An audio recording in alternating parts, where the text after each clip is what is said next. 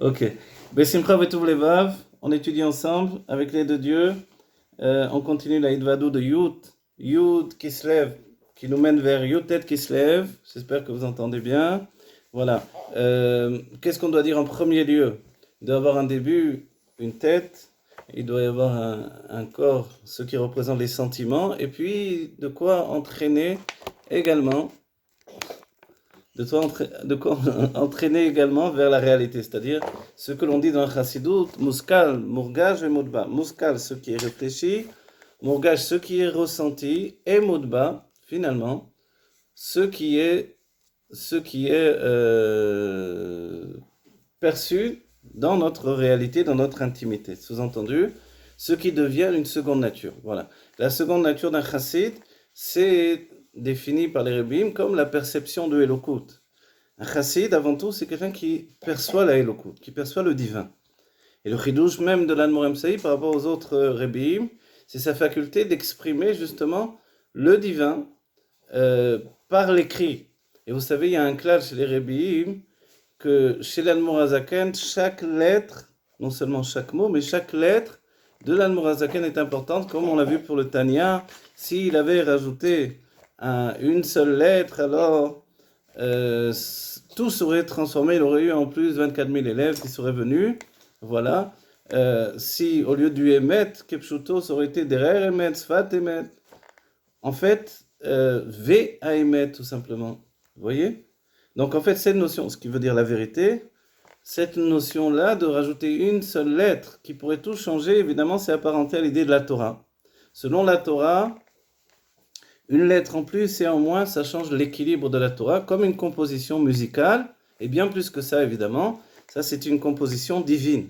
Donc chaque lettre est à sa place, et ça, c'est comme ça dans le Tanya de l'Admor Hazaken, et on peut présumer également dans ces Mahamarim qui ont été dits à l'oral, écrits par d'autres que lui, et ceux qui ont été écrits par lui également, évidemment. Voilà.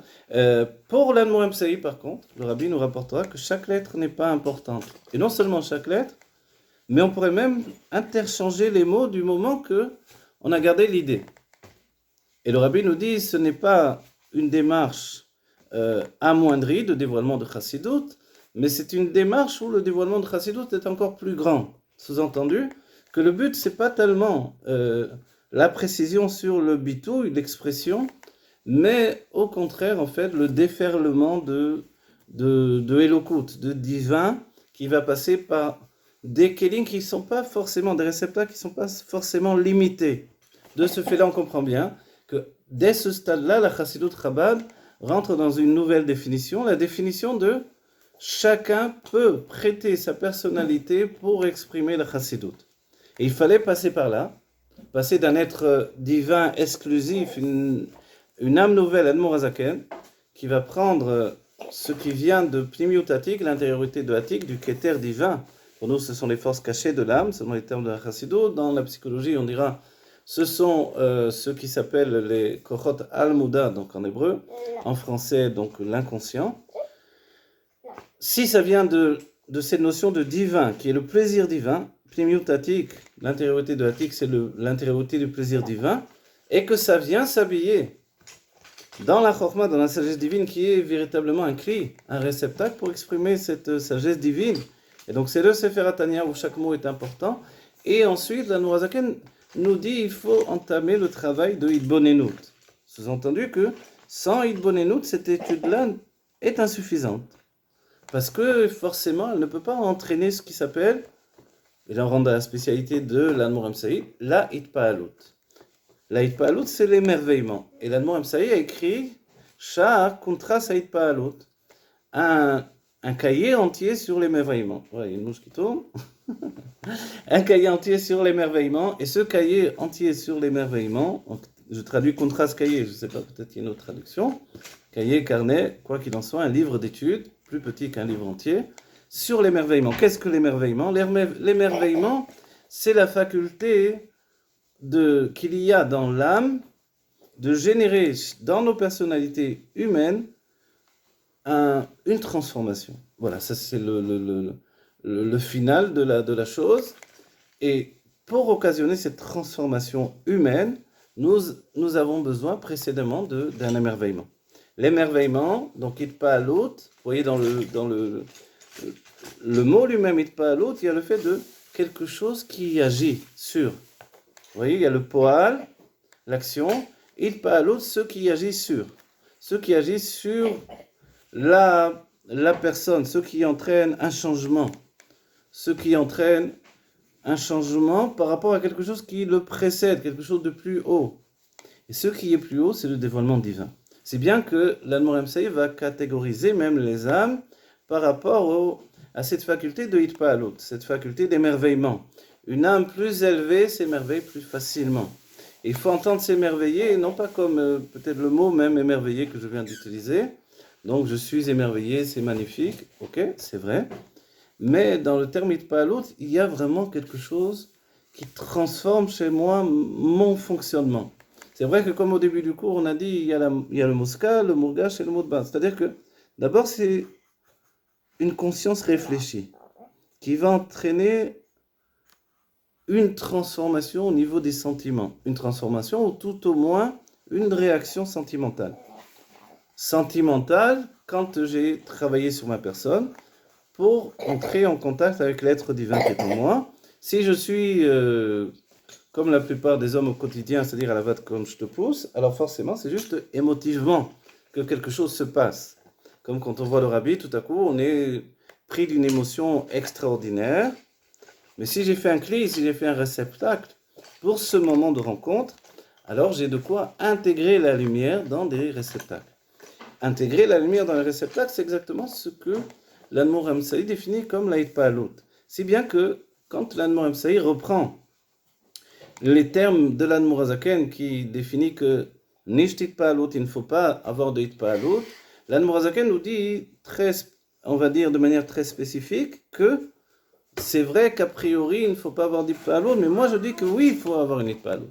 Alors est-ce qu'on assiste à la première machloket entre un premier rabbi et un second rabbi? Non, en fait non. Il précise, quand l'Admor Hazaken nous dit qu'il ne faut pas de Hitpa'alut, d'émerveillement, c'est-à-dire se laisser impressionner, en d'autres termes, pour comprendre beaucoup mieux, il s'agit de ne pas se laisser impressionner par le monde. Mais lorsqu'il s'agit d'avoir en hébreu on dirait l'azis, une azaza, quelque chose qui bouge en moi. Quelque chose qui bouge en moi, ma personnalité, qui me donne de me structurer vers le divin.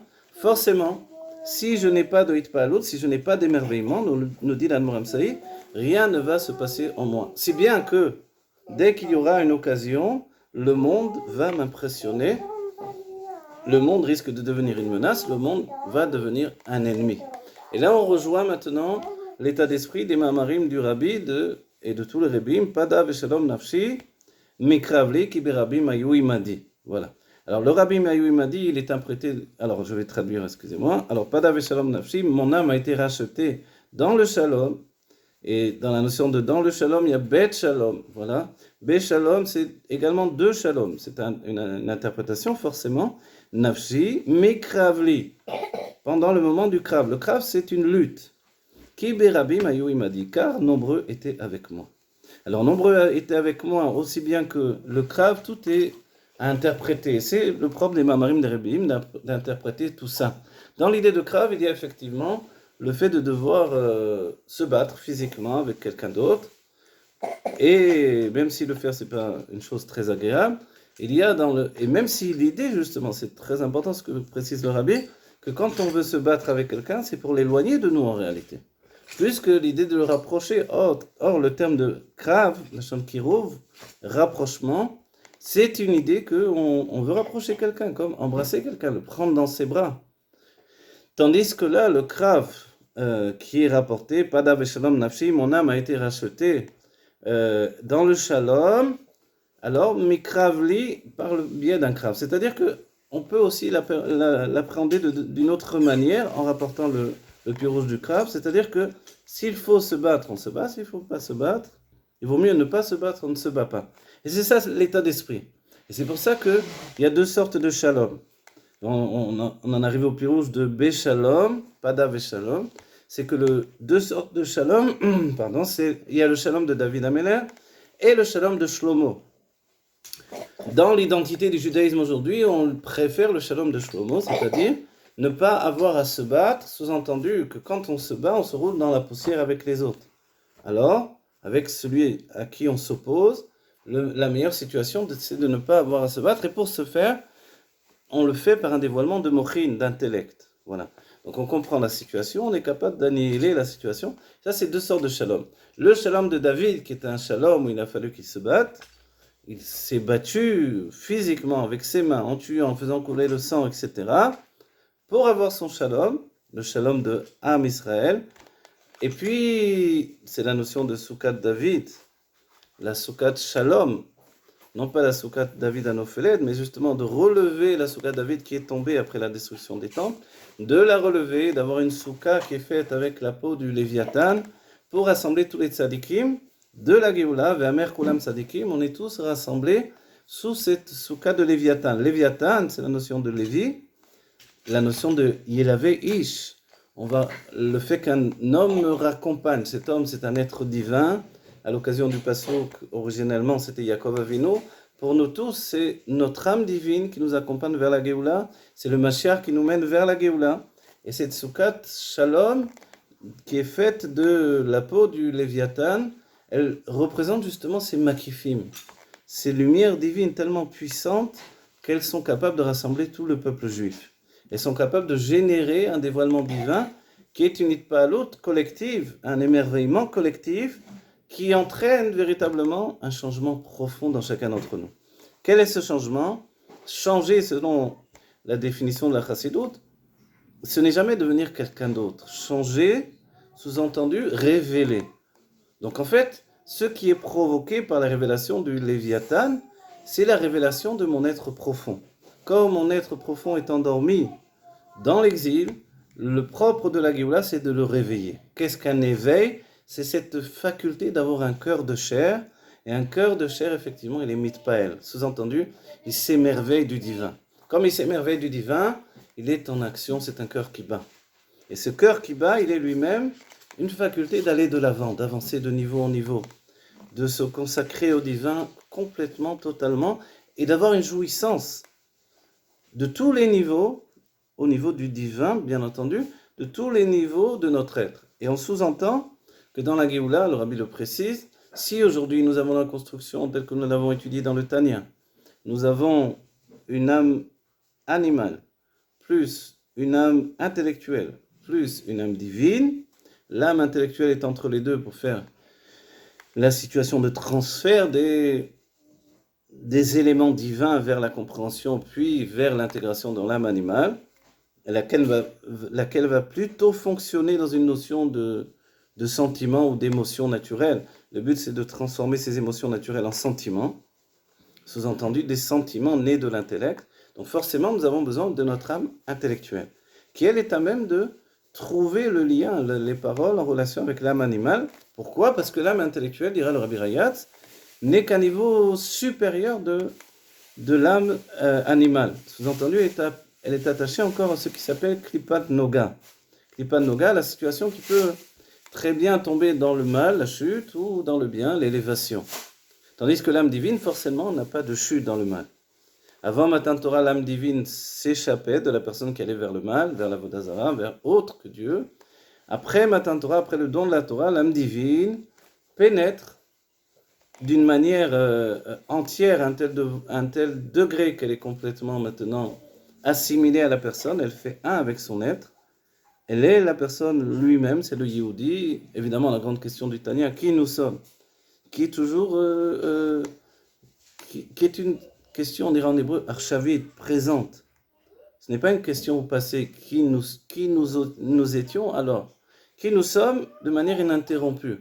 Est-ce que je suis l'âme divine? Est-ce que je suis l'âme animale? Est-ce que je suis l'âme intellectuelle? Voilà. Dans la Géoula, le Rabbi nous précise, il n'y aura plus d'âme intellectuelle.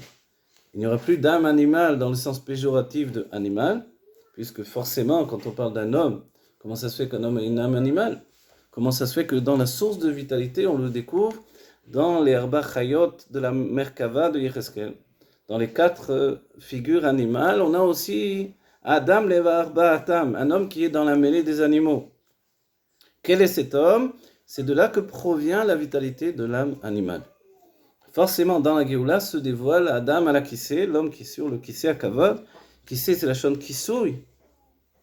C'est le divin qui se trouve au-dessus du Kissou, sous-entendu, qui ne peut pas être masqué, voilé par la présence de l'âme au sein du corps matériel. Donc en fait, dès que le Kissou est retiré, il n'y a plus cette notion de Kissé dans l'idée de Kissou, c'est-à-dire un voile comme le masque que l'on porte aujourd'hui. Alors, dans ce cas-là, l'âme va se dévoiler totalement. Comme elle se dévoile totalement, elle n'a plus besoin de cet état intermédiaire de l'âme intellectuelle et va se dévoiler directement l'intellect de l'âme divine. Dans l'état actuel, ne serait-ce qu'une seconde avant la Géoula, qui va être immédiate si Dieu veut, on a l'état de compréhension intellectuelle, il y a l'intellect de l'âme intellectuelle, aussi bien qu'il y a l'intellect de l'âme divine. L'intellect de l'âme divine est divin. L'intellect de l'âme animale est animal dans le sens, il faut entendre par là seulement émotif, et l'intellect de l'âme intellectuelle est intellectuel. Or, l'intellect intellectuel, on sous-entend l'être intellectuel comme le genre humain en général, ce qui inclut également l'égoïme.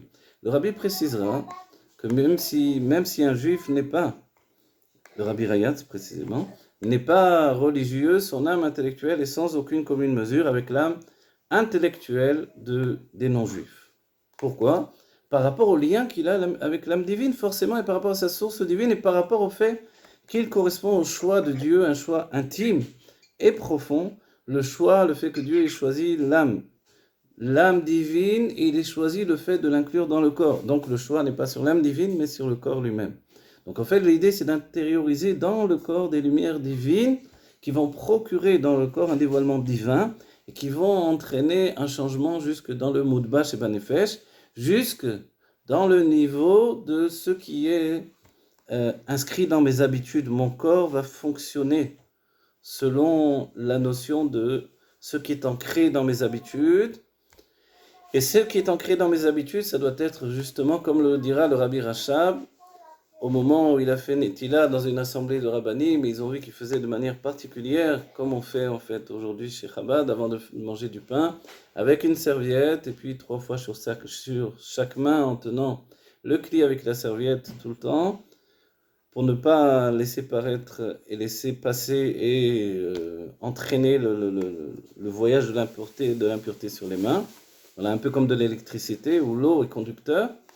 Alors, quand ils l'ont vu, ils lui ont demandé, et le Rabbi Rachab a dit, maintenant je ne peux pas répondre parce que mon esprit est occupé par la kavana de Netilat Yadayim, a priori, de l'intention profonde du fait de faire Netilat Yadayim, mais si je le fais, c'est que c'est d'après le Shulchan Arour, parce que mon corps est habitué depuis la bar mitzvah à ne se confronter et à ne se comporter que d'après le Shulchan Arour.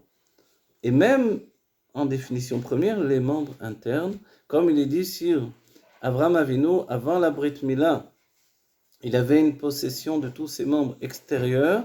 Après la Brit Mila, il a même une possession, une shlita en hébreu, de tous les organes intérieurs. Voilà. Donc en fait, on comprend bien qu'ici, on a affaire à des hommes qui ont une perception du divin qui non seulement a changé leur vie, mais cette perception du divin, c'est l'expression de leur vie. Et là, il faut se rapprocher de l'état d'esprit même du dévoilement divin. Et le fait que l'Admor Amsaï base énormément de son enseignement sur ce dévoilement divin qui ne doit pas avoir de fin, qui ne doit pas avoir de frein, qui doit se donner entièrement et provoquer une itpalut extraordinaire chez le Mekabel, celui qui va recevoir ce dévoilement divin. À un tel degré que chacun doit être à même de se confronter à ce dévoilement divin. Et c'est même ce qu'il a opposé à un certain moment, juste avant son mariage, ou le jour de son mariage, plus précisément, avec Rabbi Levi Yitzhak de Berditchev, qui lui pensait qu'il n'était pas permis de dévoiler autant de Torah de cette manière-là. Et en réalité, il est dit très clairement que la Torah de l'Admor Amsaï, c'est la définition de l'Admor Hazaken, la Torah de l'Admor Amsaï est une Torah des premières Luchot, puisqu'il est lui-même l'Admor Amsaï, la réincarnation de Moshe Rabbeinu avant la faute du Vaudor, tandis que Rabbi Shimon sera Moshe Rabbeinu, la réincarnation de Moshe Rabbeinu après la faute du Vaudor. C'est pour ça que l'Admor Hazaken voulait appeler son fils Amnuna, Saba, comme Rabbi Amnona Saba, qui est un grand sage qui précède le dévoilement, un grand Tana, qui précède le dévoilement du Zohar et qui est pour beaucoup même en rapport avec ce qui se dévoile dans le Zohar. Et on connaît son fils également, le Yanouka. Yanouka, c'est-à-dire le Tinok. On utilise ce terme même pour un enfant un peu plus âgé qu'un petit bébé, forcément. Et la sainteté extraordinaire qu'il avait sur lui, de telle manière qu'il était capable de percevoir, comme on dit, Réa Vadain, c'est-à-dire une qualité de perception qui permet d'intégrer le divin et d'intégrer la connaissance divine jusqu'à la connaissance divine des autres âmes et des autres personnes, forcément des autres juifs, sans avoir besoin de preuves, telles que le rabbi nous le dit, sur le Hari Akadosh, qui n'avait pas besoin proprement dit de preuves comme un dayan habituel. C'est bien que quand les rabbanim se sont opposés au Hari Akadosh, sur le fait qu'il est statué sur une question de Gilgulim par rapport à un différend entre deux personnes, deux juifs, alors il a expliqué, compte tenu que dans un Gilgul précédent, il s'était passé comme ci, comme ça, aujourd'hui vous faites la réparation. Et les rabbanim n'ont pas tellement accepté ce genre de sac halakha, et ils ont mis en avant le fait que les rabbanim doivent aller d'après ce que leurs yeux voient, leurs oreilles entendent. Et le fait est que le Hari a répondu, mais c'est ce que je vois, moi. Et ça, c'est une notion de voir au-delà de l'expression, au-delà de ce qui est dit. Il est même dit que le Hari sortait l'âme du corps et puis interrogeait l'âme en dehors du corps. Dans cette idée-là, dans la Chassidoute, on préfère interroger l'âme au sein du corps. Parce que tout le changement doit se faire au sein même de ma réalité humaine. Humaine, émotive, et puis tout ce qui m'attaque à l'extérieur, alors on doit réussir à atteindre le shalom. Le shalom de deux manières, comme on l'a dit, le shalom be-milchama, bederer milchama, ou le shalom bederer shalom, comme on l'entend dans le premier sens de shalom. Voilà. Comme David et comme Shlomo, en préférant le moyen de Shlomo. Shlomo, c'est l'établissement de Mochin de Gadlut, c'est-à-dire d'être l'Echatrila au-dessus de ça. Et forcément, dans les épreuves de la vie, on nous confronte à cette situation de devoir passer par le Shalom. C'est ce qui s'est passé avec les Rebbeim, le Rabbi Rayatz et les Rebbeim qui ont précédé le Rabbi l'Admor Emsaï et son père l'Admor Azaken. Et on passe de l'Admor Emsaï à l'Admor Azaken et on se rend compte que c'est une montée de niveau puisque l'Admor Emsaï, lui était permis d'avoir un minyan et de prier en minyan, tandis que l'Admor Azaken était enfermé avec le strict minimum, il était uniquement tout seul, dans une pièce toute petite, où a priori il n'y avait même pas de fenêtre. Et le Rabbi Rayat s'est rendu dans cette pièce-là, il a vérifié qu'effectivement, deux personnes pouvaient se tenir à part lui pour être témoins du fait qu'effectivement, de manière physique, le Baal Shem Tov et le Maggid pouvaient venir dans cette prison pour lui témoigner leur réconfort et lui souhaiter de réussir dans son entreprise. Et à la question de l'Admor Azaken qui était « Et qu'est-ce que je fais maintenant ?» Puisque l'état des lieux, l'état de fait, c'est qu'il était enfermé à cause de la diffusion de la Chassidoute. Alors maintenant, la question était « Et qu'est-ce que je fais maintenant ?» Et dès ce moment-là, on comprend bien que les Rebbeim, donc le Baal Shem Tov et le Maggid, lui ont répondu « À partir de maintenant, tu vas donner sans aucun frein. » Et c'est là où on retrouve la manière de l'Admor Emsaï, d'être Rechovot Hana, le lit du fleuve. Donc, le fleuve, lui, il n'a d'établissement, justement, dans les écrits de l'Admor Emsaï, il nous dit qu'il y a la base même du fleuve, du courant d'eau, de la Mayan Chaim, Maim Chaim, c'est-à-dire le début du jaillissement de l'eau, comme le jaillissement de l'idée, le jaillissement de l'émerveillement intellectuel. Ensuite, c'est seulement quand il passe dans la Bina, qui est la largesse du fleuve, qu'il reçoit, nous dit l'Admor Emsaï, il reçoit non seulement sa profondeur, c'est vraiment le lit du fleuve à l'intérieur, plus il sera profond et plus il aura de place pour s'élargir également, et s'allonger, il ira de plus en plus loin. De là, l'Admor Emsaï nous dit que la largeur même du fleuve, c'est la notion de l'explication dans les termes même de la base de la compréhension. Sous-entendu, quand on parle de Elokut, d'utiliser des termes de Kabbalah qui sont en rapport avec la Elokut, avec le divin.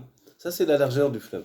Tandis que la longueur du fleuve, c'est d'être capable de rapporter des exemples et des exemples, jusqu'au niveau de Shlomo Ameler, qui était capable de rapporter jusqu'à des chiffres extraordinaires, je ne me rappelle plus Kariga combien, alors de Machalim, d'exemples, pour nous fournir une explication du sujet afin que même la personne la plus simple puisse comprendre. Mais, et c'est ça qui est extraordinaire, même au niveau de l'exemple le plus loin du sujet possible, on retrouvait quand même la trace avec le sujet lui-même. C'est bien qu'on se rend compte que ce n'étaient pas des exemples détachés de la profondeur du jaillissement de la Mayane. Qu'est-ce que le jaillissement de la Mayane? C'est la Chokhmah, et le lit du fleuve, c'est la Bina. Voilà. Entre les deux, qu'est-ce qui peut attacher l'un à l'autre? Nous dit l'Anne Mohamsaï, c'est le Da'at. Le Da'at, qu'est-ce que le Da'at? Le Da'at, c'est cette conscience divine qui est appelée la Hitkashrut. Nous, on connaît le terme de Hitkashrut par le fait de la Hitkashrut au Rabbi. Effectivement, on est mitkacher corps et âme au Rabbi, si bien que le Pidium Nefesh que nous faisons la veille de Rosh Hashanah, c'est de dire au Rabbi, encore une année, je m'engage dans ma Hitkashrut avec toi. Sous-entendu que ma vie n'est pas une vie au hasard. Ma vie a un seul et unique but aujourd'hui, apporter la Géoula Métiv Vashlema. Et dans les termes qui sont en relation avec ce que nous vivons, dévoiler ce qui est déjà là complètement. Dévoiler la richesse spirituelle et matérielle, dévoiler la Géoula Métiv Vashlema dans la relation avec le monde, et amener une Géoula pratique et klalite pour tout Am Israël. Sous-entendu que générale et particulière pour tout le peuple juif, et pour moi en premier lieu, puisque je suis celui qui agit. Donc cette Géoula que l'on doit apporter, elle passe par la libération de l'âme divine, qui elle représente la Shrina. Donc l'âme divine que l'on doit libérer, Pada Veshalom Nafshi, on peut la libérer de deux manières, soit en combattant le monde, soit en étant au-dessus de la mêlée. Et c'est vrai que la définition du Rabbi Moharach a été de nous dire qu'il faut être lechatrila riber. Dès le départ, au-dessus de la mêlée, et pour se mettre au-dessus de la mêlée, il faut le vouloir. Et pour ce faire-là, il faut neutraliser ses émotions, et d'une certaine manière, selon les enseignements du Tanya, les déraciner et donner naissance à de nouvelles structures de sentiments, non plus d'émotions, parce que les émotions sont naturelles, des structures de sentiments qui sont nées de l'intellect. Et dès ce moment-là, nous pensons et nous devenons, sous-entendu, nous ressentons, nous avons des émotions selon notre pensée profonde. Évidemment, il faut faire préciser ce que dit l'Admor Hazakel, le fait qu'il faut effectivement et absolument l'Eidbonen. L'Eidbonen, en hébreu, ça vient de Bina, forcément, de travailler l'outil de la Bina, et en travaillant l'outil de la Bina, être capable d'avoir une construction intellectuelle. De quelle manière? En travaillant de cause à effet. La cause à effet, évidemment, c'est une notion qui est déjà l'intégration de la lumière divine. Au départ, il y a une idée yesh mi'ayin, c'est-à-dire une idée jaillie du néant.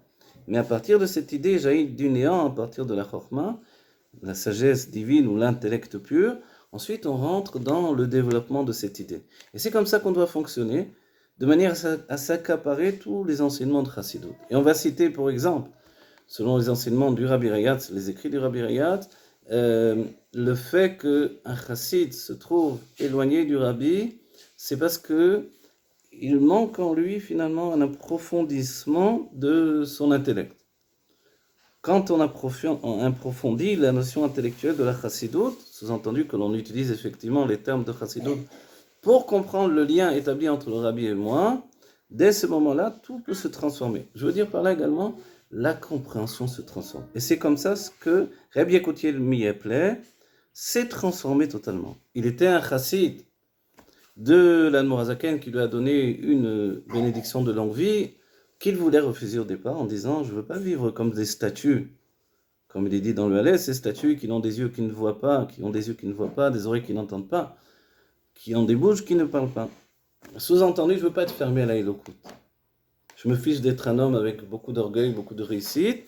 Je préfère être un homme attaché à la Elokut, au divin. En préférant être un homme attaché au divin, j'accepte la bénédiction de longue vie.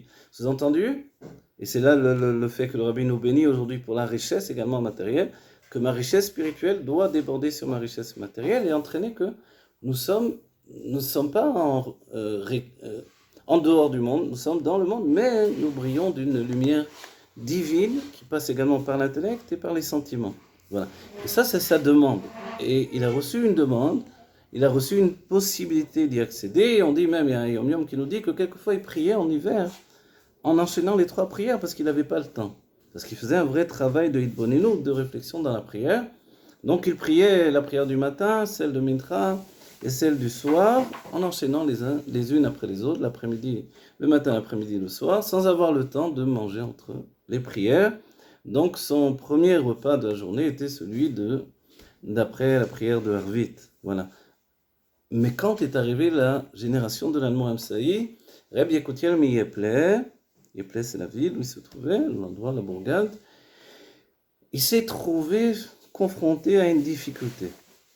D'être un Oved, qui est mitbonen, qui réfléchit sur des notions générales de Chassidut, que le Tanya a pu lui accorder ou d'autres textes de l'Admor Hazaken, c'était un fait accompli. Il était ce Oved, cet homme de transformation, c'est-à-dire d'intégration du divin dans les sentiments. Mais quand il a fallu se confronter à l'intellect débridé de l'Admor Amsaï, alors l'histoire raconte, donc on a cité le Rabbi Riatz qui écrit ces enseignements-là, un jeune bouclé avec des boucles blondes est arrivé dans l'endroit où il se trouvait, et puis à la chou, il a commencé, parce que les oraot de l'Admor Amsaï étaient, dès que vous revenez de l'endroit où vous m'entendez dire Amama, que ce soit au Lubavitch ou la région qui précédait, alors vous reviendrez sur les mamarim que vous avez entendus. Et ainsi, Reb Yekutiel mi Yepleh a entendu un chassid, un blondinet aux boucles blondes, blondinet mais avec des boucles. C'était une manière de dire qu'il était très jeune également. Et il revenait sur la maman du rabbi. Le Reb Yekutiel mi Yepleh a vu qu'il ne comprenait pas. Il a demandé au jeune homme de rester et de répéter le mama, encore une fois, encore une fois, encore une fois. Ça a duré tout le Shabbat. À la fin du Shabbat, il a vu qu'il ne comprenait pas. Il a dit, je ne peux pas rester comme ça. Je ne peux pas avoir une itkashrut avec le rabbi, une itkashrut qui n'est pas une véritable itkashrut. Un vrai attachement, mon da'at, s'il ne fusionne pas avec le rabbi, alors je redeviens cette statue qui a des oreilles qui n'entendent pas, des yeux qui ne voient pas, etc. Donc, chez lui, c'était une survie. Il a dit, je voyage chez le rabbi. Il est parti chez le rabbi, l'Admor Amsaï. Donc, il est passé d'une génération, celle de l'Admor Hazaken, à la génération de l'Admor Amsaï. Et tout à coup, en entendant l'Admor Amsaï, il a eu, unique pas à l'autre, comme on l'a dit précédemment, il a eu un émerveillement, c'est-à-dire ça agit sur lui, ce dévoilement de Elokut. Il a intégré, mais quand ensuite il y a eu l'explication du dévoilement, c'est-à-dire la compréhension du Mahamar de l'Admor Amsaï, il a vu qu'il ne comprenait rien, il n'avait pas les kelim. Ce qu'il avait perçu, c'était sans doute une notion générale qui avait produit chez lui son effet. Mais il n'était pas à même de pouvoir comprendre les détails de ce Mahamar merveilleux de l'Admor Amsaï, qui était trop élevé pour sa perception. Alors, il a dit, c'est pas possible, je ne peux pas rester comme ça.